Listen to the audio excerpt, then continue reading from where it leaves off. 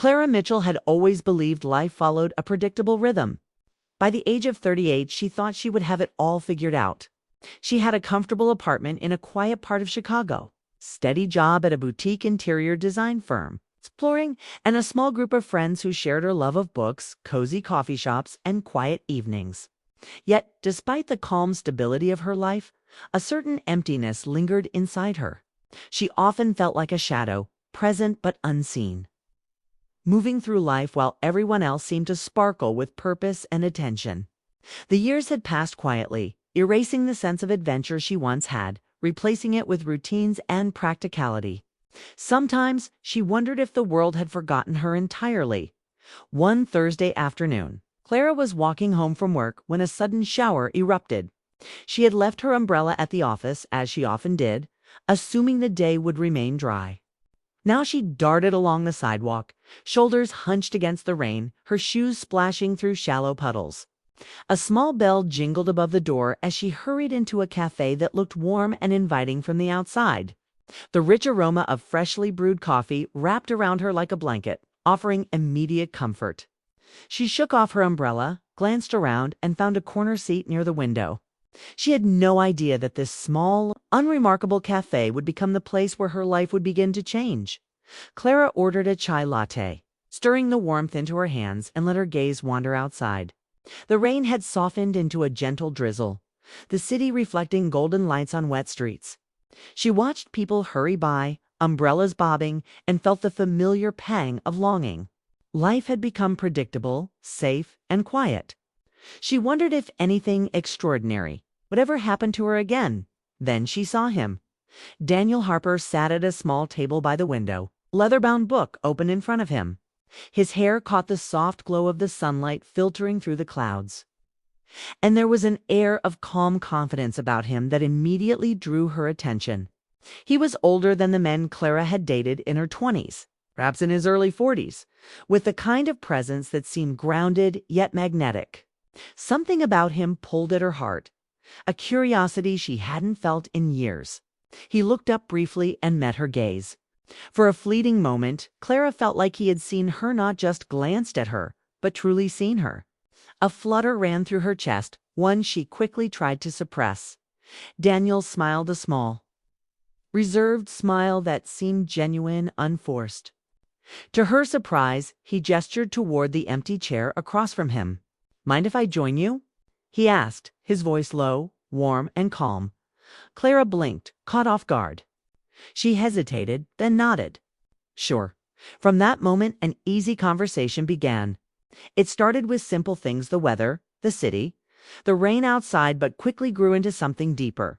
They talked about books, music, and art, sharing opinions and anecdotes that revealed glimpses of their inner worlds. Clara laughed more freely than she had in months, realizing that with Daniel, she could just be herself without the pressure to impress or perform. He listened intently, nodding thoughtfully, asking questions that showed genuine interest. There was a rare quality in his attention, a kind of patience and understanding that Clara had not encountered in years of dating. As the weeks passed, these chance encounters turned into regular meetings. They met at the cafe whenever their schedules allowed, often lingering for hours, discussing everything from childhood memories to career ambitions. Daniel's calm presence began to seep into Clara's life, giving her a sense of anticipation and joy she hadn't known she still possessed. Yet, even as her heart stirred with excitement, she battled a quiet fear. Society and her own insecurities whispered that a woman nearing 40 had already passed her prime. She wondered whether Daniel would see her as someone who had lost her sparkle, someone too old for romance, someone no longer worthy of desire. Clara's doubts didn't go unnoticed. She noticed the way she examined her reflection in the cafe's window before meeting him, smoothing her hair, adjusting her scarf, wondering if she looked enough. She questioned every laugh, every casual touch, and every look in his eyes. Was he truly captivated by her, or merely polite, indulging a momentary connection before life moved them apart? The tension between hope and insecurity hovered around her like a persistent shadow, quiet but insistent. Then came the day Daniel invited her to an art gallery opening. Clara felt a mixture of excitement and nervousness. The gallery was sleek and modern, filled with soft lights and vibrant canvases. She clutched her clutch bag tightly, feeling slightly out of place among the young, fashionable crowd.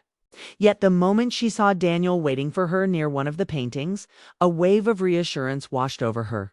He greeted her with the same warm, genuine smile that had first drawn her in, and for a moment, her fears seemed distant. They wandered through the gallery, stopping occasionally to admire a painting or comment on a sculpture. Daniel's observations were thoughtful and engaging, and Clara found herself drawn not only to his words, but also to the quiet intensity of his gaze. There was a subtle electricity in the air, the kind that makes ordinary moments feel weighty with meaning. She realized that he was different from anyone she had met before, someone who noticed details, who appreciated not just appearances, but essence, the subtle depth of character at one point. As they stood in front of an abstract painting awash with vibrant reds and blues, Daniel turned to her.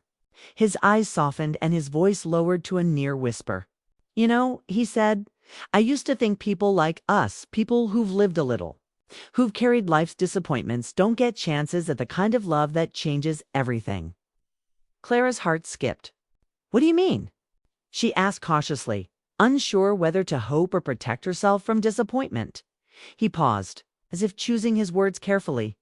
"I thought I was too old to fall this hard, or maybe too set in my ways to notice someone fully. And I think I thought the same about you." The words resonated in her chest like a quiet confession, a bridge across the distance her insecurities had built. Before she could respond, the gallery lights dimmed for a presentation, pulling them into the crowd. Clara's mind, however, stayed anchored on Daniel's words. Could it be true? Could someone truly see her not as the older woman society expected to fade quietly, but as someone vibrant, worthy, and capable of inspiring love? After that night, Clara found herself replaying every detail of the evening, the warmth of the gallery lights, the soft brush of his hand as they moved through the crowd, the steady cadence of his voice. Something had shifted inside her, a quiet awakening that made ordinary moments feel charged with possibility. She began noticing small things throughout her day: the soft sunlight on the city streets, the laughter of children in the park, the scent of coffee from a nearby cafe. The world felt alive again, as if Daniel's presence had opened a door she had forgotten existed. Yet the fear lingered. She questioned every feeling, worried that her hope was naive. She had loved and lost before, and each heartbreak had left a mark. Could she allow herself to trust again? To believe that this connection was genuine, lasting, real? There was a part of her that feared disappointment, that braced for rejection, that worried she would once again be overlooked. Despite her fears, Clara continued to meet Daniel. Their connection deepened naturally, without force or haste. They discovered shared interests: Sunday morning walks in Lincoln Park, quiet afternoons at the library, discussions about literature and art that stretched for hours. Each encounter brought them closer, yet each moment also carried the weight of her doubts. She wondered if he felt the same intensity, if he truly saw her, or was simply kind in the way polite people often are. One rainy evening, as they walked together along the riverfront, the city lights reflecting on wet pavement, Daniel turned to her and smiled softly. "Clara," he said, voice low and deliberate, "I know it's easy to think that we're too old, that life has passed us by, but sometimes the best things come later." Clara's heart leaped, caught between hope and disbelief. She wanted to trust him, to believe that this was more than chance, more than a fleeting moment of connection. Yet old insecurities whispered that she should remain cautious, that perhaps her heart was moving faster than reality. They reached a small bridge overlooking the water, the rain having subsided into a mist. Daniel stopped, turned to her, and looked into her eyes. There was something in his gaze that seemed to pierce through the layers of doubt and fear she had built around herself. "I don't know where this is going, Clara," he admitted softly, "but I do know that meeting you has made me realize that life doesn't follow the rules we think it does. Sometimes it surprises us when we least expect it." Clara felt a shiver run down her spine. a mixture of anticipation and uncertainty. She knew in that instant that her life was at a turning point. Something had begun that could either flourish into a profound, transformative love or fade quietly, leaving her yearning for what might have been as they walked back toward the city streets. Sharing small, easy conversation, Clara's mind swirled with thoughts of possibility. The spark between them was undeniable, but the path ahead remained uncertain. She carried a mixture of hope, fear, and excitement, knowing that life had just opened a door she had long believed closed. Clara woke that morning with a strange mixture of anticipation and nervousness. After weeks of meeting Daniel regularly, sharing long walks, coffee dates, quiet conversations, she felt a closeness she had never experienced before. Yet, underneath the warmth of their connection, there was still a flicker of uncertainty. Could this feeling last? Could someone truly see her someone who appreciated her, not in spite of her age, but because of the life and experiences that had made her who she was? The day was crisp and clear, the November air carrying the scent of damp leaves and faint wood smoke from nearby chimneys.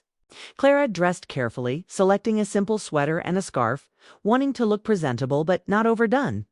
She didn't need to impress Daniel. He already saw her, but a part of her couldn't help hoping he would notice, that he would find her beautiful in a way that went beyond surface appearances. Daniel had suggested a walk through Lincoln Park, followed by a quiet lunch at a small cafe he favored. The park was vibrant with autumn colors, leaves swirling in the breeze, children laughing in the distance, and joggers passing by with the rhythmic sound of their feet on the pavement. Clara arrived early, hoping to calm her nerves before Daniel's arrival. She found a bench beneath a tree shedding its golden leaves and sat, watching the world move around her. When Daniel appeared, carrying 2 cups of coffee, Clara's heart leaped. He smiled, the familiar warmth in his eyes immediately soothing the nervousness that had gripped her all morning. "Good morning," he said softly, handing her a cup. "I thought we could start with a walk and see where the day takes us." They strolled along the winding paths, talking about simple things at first: the weather, the changing leaves, the subtle beauty of the cityscape reflected in the river. Clara felt a gentle calm settle over her, the kind of comfort that comes from being with someone who makes the ordinary feel extraordinary. Daniel had a way of making her notice details she had long overlooked: the way sunlight caught the edge of a leaf, the soft murmur of the river against the stones, the delicate patterns of frost forming on the branches as they walked. Their conversation gradually shifted to deeper topics. Daniel spoke about his childhood, his family, and the challenges he had faced in his career. He shared moments of vulnerability, small stories that revealed the man behind the composed exterior. Clara listened, intrigued and moved. In turn, she spoke of her own life, the quiet disappointments, the ambitions that had been put on hold, the small joys that kept her grounded. Each exchange drew them closer, weaving an invisible thread of trust and intimacy between them. Clara noticed herself smiling more than usual, laughing freely at his dry humor, and feeling a warmth spread through her chest with each glance or gentle touch of his hand. Daniel had a remarkable way of listening, really listening, and responding in ways that made her feel understood, valued, and appreciated. It was a stark contrast to the casual dating she had experienced in her 20s, where conversations often felt shallow and fleeting. Here, every word mattered and every moment held significance. After their walk, they reached the cafe. It was a quiet, cozy place tucked away on a side street, with soft jazz playing in the background and the rich aroma of baked bread and coffee filling the air. Daniel led her to a corner table, away from other patrons, and they settled into the familiar rhythm of their connection. Over lunch, they shared stories of travel, childhood memories, and the small dreams they had tucked away, often forgotten in the rush of adult responsibilities. Clara felt a rare freedom to speak openly without fear of judgment, knowing that Daniel was genuinely interested in her thoughts and feelings. As the afternoon wore on, Daniel's expressions grew more serious, his gaze lingering on her in a way that made her heart flutter. He reached across the table and gently touched her hand. "Clara," he began, voice low and deliberate, "I need to be honest with you. I've never met anyone like you. You make me feel alive in ways I didn't think were possible anymore." Clara's breath caught. She had imagined moments like this, where words would express feelings too deep for casual conversation, yet hearing them spoken aloud made her emotions surge. "Daniel, I." She began, but words failed her, caught in a mix of hope, fear, and exhilaration. He smiled softly, sensing her hesitation. "You don't have to say anything yet. I just wanted you to know. I care about you deeply. And I think I'm falling in love with you." Her chest tightened, tears threatening to spill over. The insecurities she had carried for years, the sense of being past her prime. The quiet fear that life had passed her by faded in the warmth of his words. Here was someone who not only noticed her, but cherished her. Who saw value in her experiences, in her laughter, in the way her eyes lit up when she was passionate about something. For a long moment, they simply sat there, hands intertwined, allowing the weight of unspoken emotions to settle around them. Clara realized that love wasn't about youth or perfection, it was about connection, trust, and the courage to open one's heart to another. And in Daniel's eyes, she saw a reflection of her own heart, beating in rhythm with his, full of hope, longing, and the promise of something extraordinary. The following weeks unfolded in a blur of shared moments and quiet intimacy. Daniel and Clara continued their walks, visits to galleries, and long conversations over coffee and wine. They discovered a shared appreciation for literature, music, and art, often spending hours debating interpretations or recommending books and albums to each other. Each encounter strengthened their bond, deepening the emotional connection that had sparked from their very first meeting in the cafe. Clara noticed a subtle transformation in herself as well. She felt more confident, more vibrant, and more willing to embrace life's uncertainties. The warmth of Daniel's presence had reignited a spark she thought had dimmed long ago. She laughed more freely, noticed the beauty in everyday moments, and allowed herself to dream again. Life felt fuller, richer, and imbued with a sense of possibility she hadn't experienced in years. Daniel, too, showed growth and vulnerability. He shared his fears and hopes, speaking openly about past disappointments and moments of regret. Clara admired his honesty and the way he embraced his emotions without shame. They supported each other, offering comfort in times of doubt and celebrating small victories together. The relationship evolved naturally, with no rush, no pressure. Only a mutual desire to be present, to care, and to nurture the bond that had formed between them. One evening, as winter approached and the air grew colder, Daniel invited Clara to his apartment for dinner. The city was quiet under a blanket of snow, streetlights reflecting on the icy pavements. Daniel had prepared a simple meal, cooking with care and attention that mirrored the tenderness in their relationship. They ate, talked, and laughed, the warmth of the room and the flicker of candlelight creating an intimate, safe space. After dinner, they moved to the living room, settling on the couch with blankets and tea. Daniel looked at her, his eyes reflecting the soft glow of the fireplace. "Clara," he said, voice earnest, "I've thought a lot about what you mean to me. I've realized that love isn't something that follows rules or timelines. It doesn't care about age or circumstances, it just happens." Clara felt a lump in her throat, her heart swelling with emotion.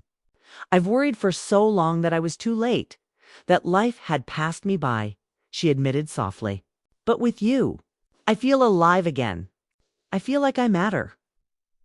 He reached for her hand, squeezing it gently. "You matter more than you know, and I want you to know. I love you, Clara. Truly, deeply. You're not just a chapter in my life. You're the most important part of my story." Tears spilled over, unbidden, but welcome. Clara leaned into him, feeling the solidity of his presence, the authenticity of his love. It was not a love born of fantasy or fleeting attraction. It was real, grounded in understanding, respect, and shared vulnerability. In that moment, she realized that her fears had been illusions, shadows cast by the past. Daniel's love illuminated a path forward, one filled with trust, joy, and the possibility of a future together. Over the following months, their relationship blossomed further. They spent weekends exploring the city, attending concerts, and discovering hidden spots that became their special places. Daniel introduced Clara to his family, and she found herself welcomed with warmth and laughter. The connection between them grew stronger, built on shared experiences, mutual respect, and the quiet, steady intimacy that comes from truly knowing and cherishing someone. Clara also noticed changes in how she saw herself. The insecurities that had haunted her worries about age, attractiveness, or worth began to dissolve. She recognized that her life experiences, her kindness, her resilience, and her passions made her valuable and worthy of love. Daniel's unwavering appreciation for who she was became a mirror through which she could see herself more clearly, more fully, and with greater compassion. One evening, nearly a year after their first cafe meeting, Daniel asked Clara to join him for a walk under the streetlights. The city was quiet, the streets slick with recent rain, reflecting shimmering lights. They reached the small bridge where they had once paused, talking about life and love. Daniel turned to her, taking both her hands in his.